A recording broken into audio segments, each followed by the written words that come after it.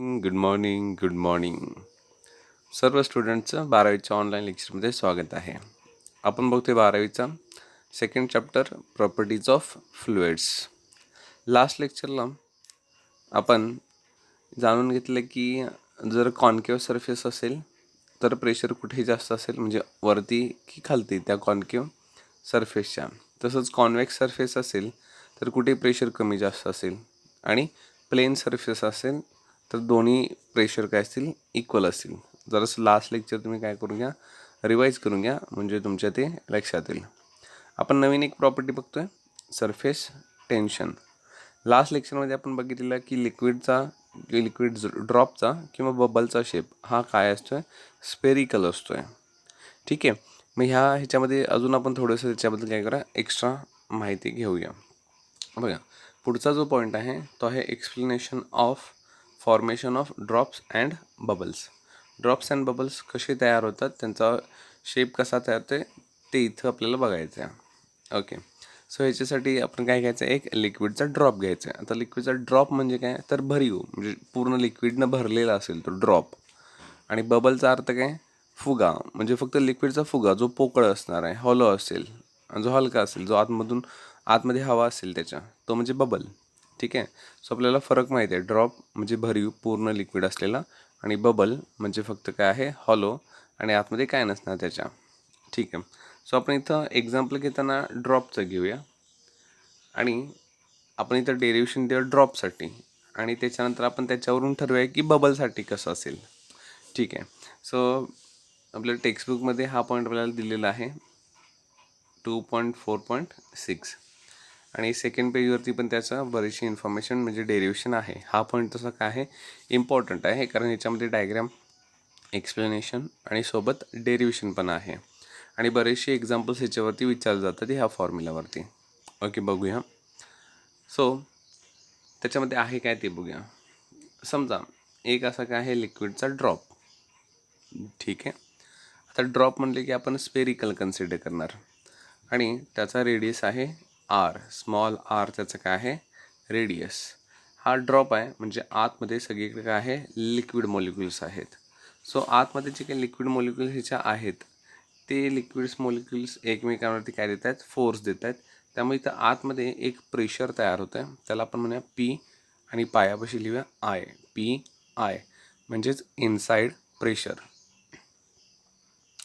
तसंच हा जो लिक्विड ड्रॉप आहे ह्याच्या आजूबाजूला कोण असणार आहे, एअर. सो बाहेरून कोण असणार आहे, एअरचं प्रेशर, म्हणजे त्याला आपण पी ओ असं म्हणूया. पी ओ काय आहे, आउटसाईड प्रेशर. सो इथं आहे लिक्विडचा ड्रॉप, ज्याचा रेडियस आहे स्मॉल आर, ज्याच्या आतलं प्रेशर आहे पी आय, म्हणजे इनसाइड प्रेशर, म्हणजे आतलं प्रेशर म्हणजे ते आतून बाहेर दिलं जात असणार आहे. कुणावरती, हे जे सरफेस आहे, हा जो इनर सरफेस आहे ड्रॉपचा, त्याच्यावरती हा काय असणार आहे, इनसाइड प्रेशर ॲक्ट होत असणार आहे. आणि बाहेरून कोण ॲक्ट व्हायला, आउटसाईड प्रेशर, म्हणजेच ॲटमॉस्फेरिक प्रेशर. इथं इनसाइड प्रेशर काय आहे, आउटसाईड प्रेशरपेक्षा नक्कीच जास्त असणार आहे, कारण आउटसाईडला असलेले एअरचे मॉलिक्युल्स आणि इनसाईडला असलेले वॉटर मॉलिक्युल्स ह्यांच्यापैकी जास्त कोण असणार आहे, इनसाईड असलेले वॉटर मॉलिक्युल्स. सो त्यांचं प्रेशर नक्कीच काय असेल, जास्त. सो इनसाईड प्रेशर आउटसाईड प्रेशरपेक्षा काय आहे, ग्रेटर आहे. मग तसं जर असेल तर मग आपण काय कन्सिडर करूया. समजा मी असं म्हटलं की आतून बाहेर पडणारं प्रेशर, म्हणजे इनसाईड प्रेशर, ते आहे 8 पास्कल, आणि समजा बाहेरून आतमध्ये पडणारं, म्हणजे त्या लिक्विड ड्रॉपवरती दिला जाणारा आउटसाईड प्रेशर, ते समजा आहे 6 पास्कल. सो आतला आहे 8 पास्कल, हे आहे 6 पास्कल. तर मला सांगा की एक्सेस प्रेशर, म्हणजे एक्स्ट्रा प्रेशर, जादा प्रेशर किती आहे. तर इथे जादा प्रेशर आहे 2, आणि ते कुठून आहे, आतून बाहेर. मग त्यालाच आपण काय म्हणूया, एक्सेस प्रेशर, आणि ते किती आहे, P I minus P O, म्हणजेच ते 8 वजा 6 म्हणजेच 2 पास्कल. ठीक आहे. सो इथं एक्सेस प्रेशरचा अर्थ काय आहे, P I minus P O. सोपी कन्सेप्ट आहे. ठीक आहे. सो हा आहे आपला तो ड्रॉप, ज्याचं सरफेस टेन्शन आहे टी. आता ड्रॉप म्हटलं की सरफेस एरिया त्याचा लिक्विड सरफेस किती असणार किंवा फ्री सरफेस किती असणार आहेत. फ्री सरफेस म्हणजे त्या लिक्विडचा असा सरफेस जो एअरच्या कॉन्टॅक्टमध्ये आहे. मग हा लिक्विड ड्रॉप आहे म्हणजे आतून तर सगळीकडे पाणीच आहे, वॉटर मॉलिक्युल्स आहे. म्हणजे बाहेरून फक्त काय आहे, एकाच बाजूने फक्त काय आहे, एअर आहे.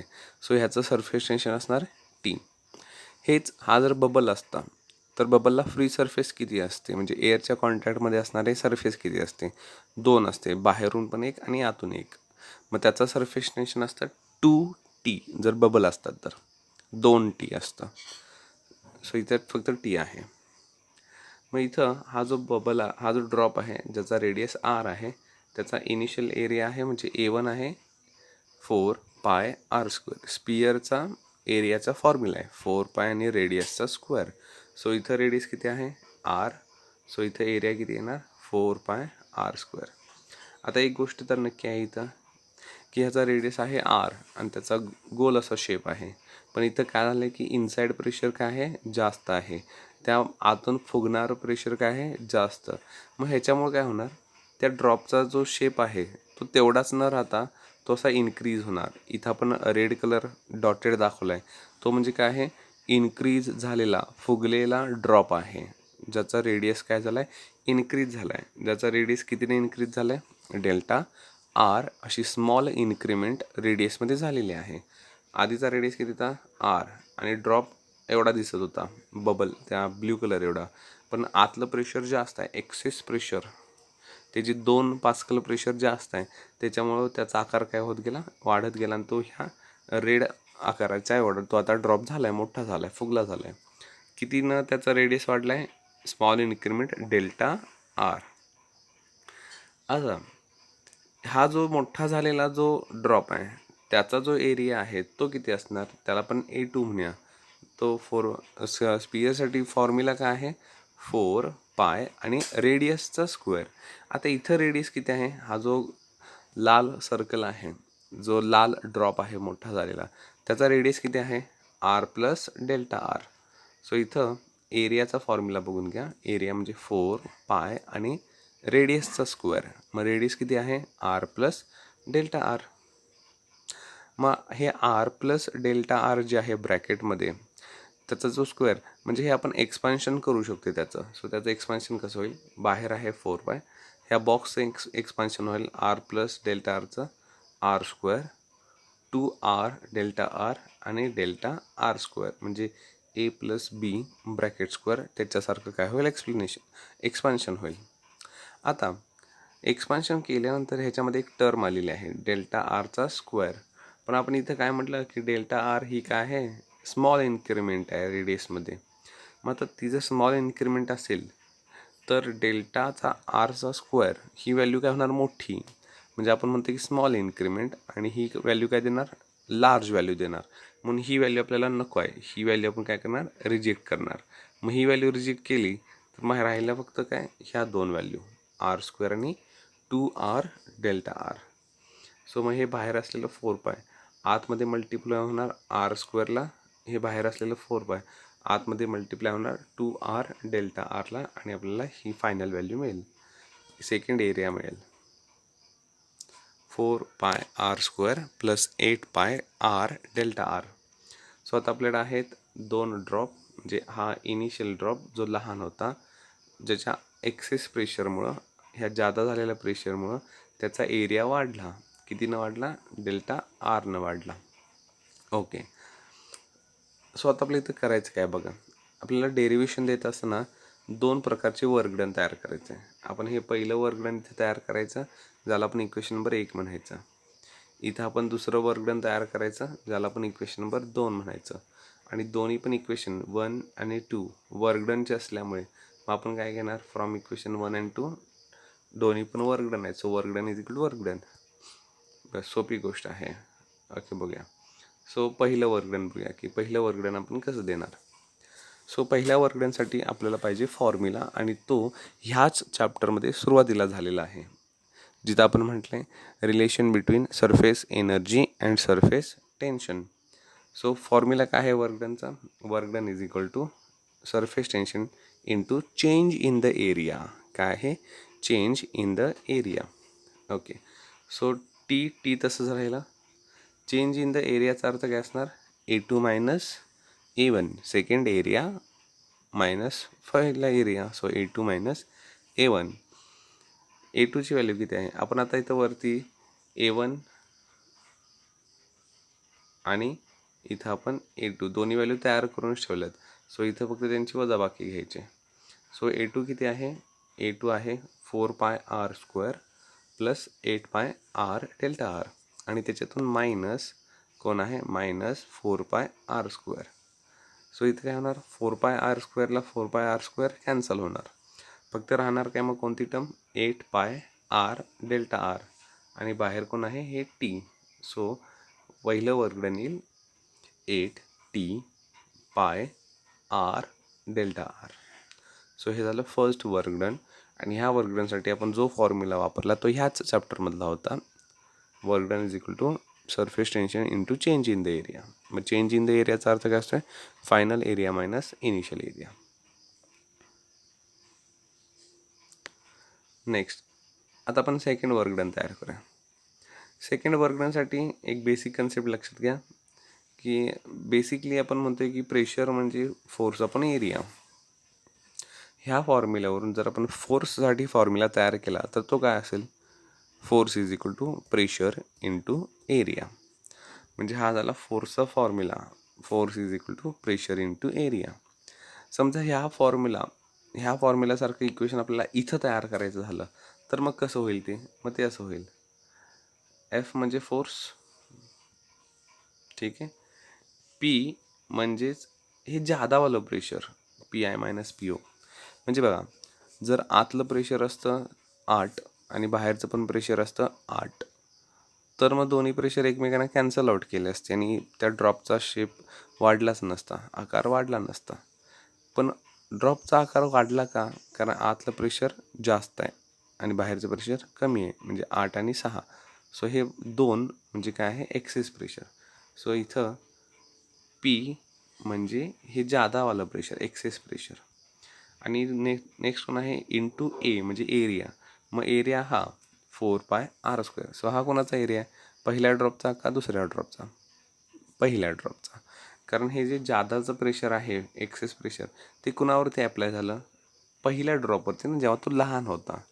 आणि मग त्याचा आकार काय होत गेला? वाढत गेला. सो इथं फोर्सचा फॉर्म्युला काय असणार आहे? Excess pressure into area. Access pressure into area. ठीक आहे, हे एक लक्षात ठेवा. सो मी काय म्हटलं, आपल्याला काय तयार करायचं आहे? Second work done. बघूया. सो वर्कडनचा फॉर्म्युला काय आहे? Basic formula work done is equal to force into displacement.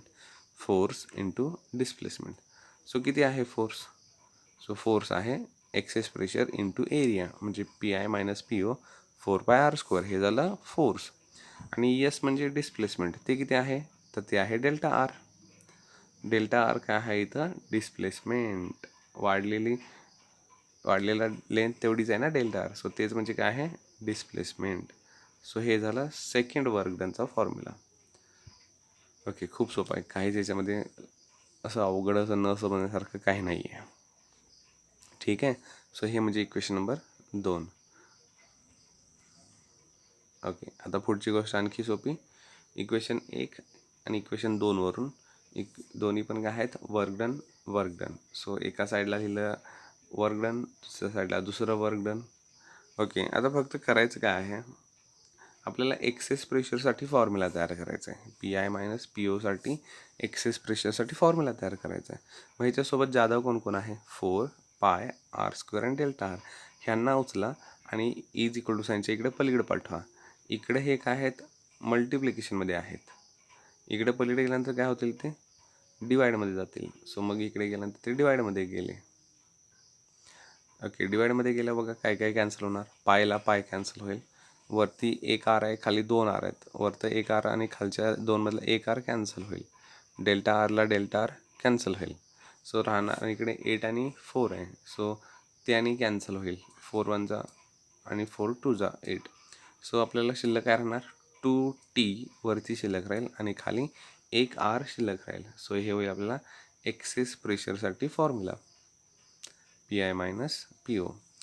आता एक गोष्ट इथं लक्षात घ्या, हा झाला ड्रॉपसाठी. हा कोणासाठी झाला, ड्रॉपसाठी फॉर्म्युला. मग जर मी म्हटलं असतं की बाबा हा ड्रॉप नाही आहे, हा काय नाही आहे लिक्विडचा ड्रॉप नाही आहे, हा बबल आहे, तर मग फरक कुठे पडला असता, तर फरक फक्त इथं पडला असता. सरफेस टेन्शन इथं आपण सिंगल घेतलं आहे फक्त टी, कारण इथं लिक्विडचा ड्रॉप आहे आणि फ्री सरफेस एकच. ह्याच्याऐवजी हा जर बबल असता तर बबल म्हटलं की दोन सरफेस, आतला पण सरफेस हवेच्या कॉन्टॅक्टमध्ये असते आणि बाहेरचा पण सरफेस. सो सरफेस टेन्शन किती असते, डबल म्हणजे 2 × T, 2T असता तो. ठीक आहे, मग त्याच्यामुळे हा फरक कुठे पडला असता, इथे पडला असता ह्या फॉर्म्युल्यामध्ये. इथं टीच्या ऐवजी इथं टीच्या ऐवजी इथं काय असतं, 2T असतं. मग हे 2T आणि इंटू काय झालं असतं, हे 8. मग इथं 8च्या ऐवजी इथं काय असतं, 16 असतं. 16T असतं, म्हणजे प्रत्येक जागी गोष्ट डबल होत गेली असती. इथं काय झालं असतं, 16 झालं असतं. मग त्याच्यामुळे कुठे फरक पडला असता, इथे फरक पडला असता. मग इथं काय असतं, 8/4 आहे, त्याच्याऐवजी इथं काय असतं, 16/4. आणि मग 16/4 इथं आन्सर किती आलं असतं, 2च्या ऐवजी 4T आलं असतं. म्हणजे हे कोणासाठी झालं असतं, बबलसाठी झालं असतं. ठीक आहे, खूपच लॉजिक सोपं आहे. सो हा आहे formation of drops and bubbles. ह्याच पॉईंटला तुम्ही आणखी एक नाव देऊ शकता, Laplace's law of spherical membrane. Laplace's law of spherical membrane.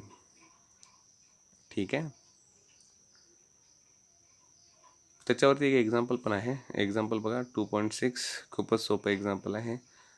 एक ड्रॉप आहे, त्याचं तुम्हाला डायमीटर शोधायचं आहे आणि त्याचं तुम्हाला एक्सेस प्रेशर आणि सरफेस टेन्शन गिवन आहे. सो फॉर्म्युला आहेच. फॉर्म्युल्यामध्ये डायमीटर तर नाही आहे, पण कोण असते, रेडियस. मग काय करायचं, फॉर्म्युला मॉडिफाय करायचं रेडियससाठी, आणि तुम्हाला रेडियस मिळाला की त्याला फक्त काय करणार, ×2 म्हणजे तुम्हाला काय मिळेल, डायमीटर मिळून जाईल. ठीक आहे, सिम्पल एक्झाम्पल आहे, स्टडी करून ठेवा. ओके, नेक्स्ट पॉईंटकडे जाऊया. नेक्स्ट आहे कॅपिलरी ॲक्शन. ओके, आता कॅपिलरी ॲक्शन पहिलेच बघा, पहिलीच लाईन कॅपिलरीची काय आहे, डेफिनेशन आहे. काय सांगते definition, a tube having a very fine bore and open at both ends is called a capillary tube. कोणती पण अशी नळी जिचा बोअर म्हणजे डायमीटर काय आहे, फाईन म्हणजे एकसारखा, एक समान, युनिफॉर्म आहे, आणि दोन्ही एंडला ती नळी काय आहे, ओपन आहे, तिला म्हणायचं कॅपिलरी. म्हणजे बरेचसे एक्झाम्पल तुम्हाला सांगता येतील. समजा आपल्याकडे एक रिफिल आहे जी संपलेली आहे, तिचं समजा ते रायटिंगचं जे टोक असते ते आपण काढून टाकलं मेटलचं, तर मग एक नळी फक्त शिल्लक राहील, तर ती म्हणजे काय आहे, कॅपिलरी. ठीक आहे, सो खूप सोपे आहे. कॅपिलरी म्हणजे एक सिम्पल काय आहे, नळी. ओके, सो मग हे कॅपिलरीज काय आहे, तर कॅपिलरीचं एक गोष्ट आहे की ही कॅपिलरी समजा आपण असं लिक्विडमध्ये बुडवली. आता लिक्विडचा सरफेस कसा दिसते जरासं बघा, कॉन्व्हेक्स दिसतोय की कॉनकेव्ह दिसतोय, तर काय दिसतोय, कॉन्व्हेक्स, कारण ते लिक्विड कोण आहे, मर्क्युरी. सो मर्क्युरी असल्यामुळं सरफेस काय तयार होतोय, कॉन्व्हेक्स. ठीक आहे, आणि हेच जर पाणी किंवा केरोसिन असतं तर मग लिक्विडचा सरफेस कसा दिसला असता, अशा पद्धतीनं कॉनकेव्ह दिसला असता. ठीक आहे, ओके. तो होतंय काय की समजा असं आपण हे घेतला, मर्क्युरी घेतली जिचा सरफेस कॉन्व्हेक्स आहे आणि कॅपिलरी तिच्यामध्ये बुडवून ठेवली, तर ह्या कॅपिलरच्या आतमध्ये ही लिक्विडची लेवल ती बघा काय होते, खाली सरकते. लिक्विड लेवल काय झाल्या, खाली सरकली, तिला म्हणायचं लिक्विड लेवल फॉल झाली. लिक्विड लेवल काय झाली, फॉल झाली. कोणासाठी, मर्क्युरीसाठी, म्हणजेच कोणासाठी, कॉन्व्हेक्स सरफेससाठी.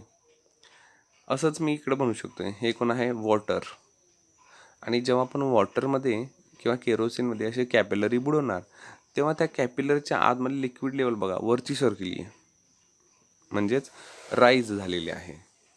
सो एक गोष्ट इथं नक्की आहे, कॅपिलरी जेव्हा लिक्विडमध्ये डीप केली जाईल, बुडवली जाईल, तेव्हा एक तर तिच्यामधलं लिक्विड लेवल फॉल होईल किंवा एकतर लिक्विड लेवल राईज होईल. मग हे जे कॅपिलरीमधलं लिक्विड राईज होतं आहे किंवा फॉल होतं आहे ह्याला म्हणायचं कॅपिलरी ॲक्शन. ह्याला काय म्हणायचं? Capillary action. ओके, कॅपिलरी ॲक्शनचं एक्सप्लेनेशन आपल्याला आहे. बघूया. समजा आपण अशी कॅपिलरी घेतली आणि ती अशी वॉटरमध्ये बुडवून ठेवली. आता वॉटरमध्ये बुडवल्यावर सरफेस कसला तयार होईल? कॉनकेव सरफेस होईल. आपण इथे दाखवलं आहेच. कुठून बघायचं आहे तुम्हाला? तर वरून बघायचं आहे. असं वरून बघायचं आहे म्हणजे तुम्हाला तो सरफेस कॉनकेव दिसेल. ठीक आहे. आपण इथं 4 पॉईंट कन्सिडर करूया. एक आहे ए पॉईंट, जो आहे कॅपिलरच्या आतमध्ये पण लिक्विड लेवलच्या वरती. नंतर आहे बी पॉईंट, जो आहे कॅपिलरच्या आतमध्ये पण लिक्विड लेवलच्या खाली. सी पॉईंट, जो आहे कॅपिलरच्या बाहेर आणि लिक्विडच्या वरती. डी पॉईंट, कॅपिलरच्या बाहेर पण लिक्विडच्या खालती. ठीक आहे. असे आपण 4 पॉईंट घेतले. ओके, एक गोष्ट लक्षात घ्या, जिथं लिक्विड सॉलिडच्या कॉन्टॅक्टमध्ये तिथं कॉन्केव आहे. हा मधला पोर्शन स्ट्रेट आहे, प्लेन आहे. आणि परत जिथं लिक्विड काय आहे सॉलिडच्या कॉन्टॅक्टमध्ये तिथं परत काय आहे? कॉन्केव. कॅपिलरच्या आतमधला सरफेस बघा, परफेक्टली काय आहे? कॉन्केव. इकडं परत कॉन्केव, प्लेन आणि परत कॉन्केव, असं काय आहे? तो सरफेस आहे. आपण असं करूया, ए पॉईंटपाशी प्रेशर आपण म्हणूया पी ए, बी पसलं प्रेशर पी बी, सी पाशी प्रेशर पी सी आणि डी पसलं प्रेशर पी डी असं म्हणूया. इथं तुम्हाला लक्षात आलंच असेल की सी प्रेशर आणि डी प्रेशर प्लेन सरफेसच्या वरती खालती आहे. म्हणजेच प्रेशर ॲट सी आणि प्रेशर ॲट डी सेम असणार आहे. ओके.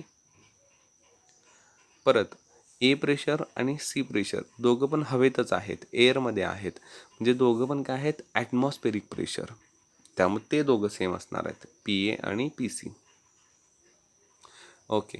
आता फक्त तुम्हाला लास्ट लेक्चरमध्ये आपण जे सांगितलेलं की कॉन्केव सरफेस असेल तर प्रेशर कुठे जास्त असतं आणि कुठे कमी असतं. तर कॉन्केव सरफेस असेल तर वरती प्रेशर काय असतं? जास्त असतं आणि खाली प्रेशर काय असतं? कमी असतं. कॉन्केव सरफेस म्हणजे आतमध्ये ह्या कॉन्केव सरफेसच्या वरती प्रेशर जास्त आणि कॉन्केव सरफेसच्या खालती प्रेशर कमी. म्हणजे पी ए जास्त आहे पी बीपेक्षा. ठीक आहे. पी ए काय आहे? पी बीपेक्षा जास्त आहे. आता पी ए आणि पी सी सेम का आहेत? कारण ते ॲटमॉस्फेरिक प्रेशर आहेत. पी सी आणि पी डी सेम का आहेत? कारण ते प्लेन सरफेसच्या वरती खालती आहेत. मग ह्या पहिल्या तीन ह्या दोनवरनं आपण कन्क्लुजन काढू शकतो काय की ए पसलं प्रेशर जर सी एवढं आहे, सी पसलं प्रेशर जर डी एवढं आहे, तर याचा अर्थ पी ए पी सी आणि पी डी तिघं पण सेमच आहेत. आणि आपण सुरुवातीला म्हटले ए प्रेशर बीपेक्षा काय आहे? जास्त आहे. मग ए जर पी सी आणि पी डी एवढंच असेल तर याचा अर्थ असं होईल का की डी प्रेशर पण बीपेक्षा जास्त असणार? सोपं आहे. डी पसलं प्रेशर बीपेक्षा काय आहे? जास्त असेल. म्हणजे ह्या पॉईंट डी पाशी प्रेशर काय आहे? जास्त. ह्या पॉईंट बी पाशी प्रेशर काय आहे? कमी. मग सायन्सचा रूल काय सांगतोय?